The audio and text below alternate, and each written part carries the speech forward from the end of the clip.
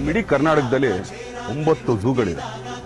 9 ಝೂಗಳಂತಂದರೆ ಹೆಚ್ಚು ಕಮ್ಮಿ 5,000 ಪ್ರಾಣಿಗಳು.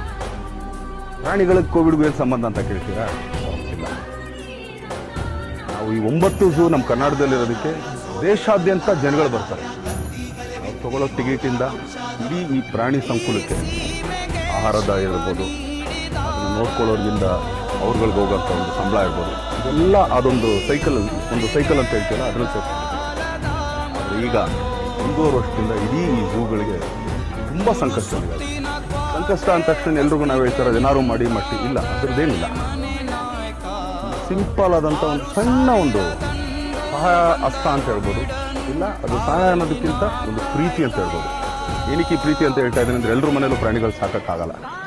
ಆದರೆ ನೀವು ಕೂಡ ಪ್ರಾಣಿಗಳನ್ನ ಸಾಕಂಗೆ ಮಾಡ್ಬೋದು. ಹೇಗೆ ಅಂತ ಹೇಳ್ತೀರಾ? ಬನ್ನಿ ಹೇಳ್ತೀನಿ.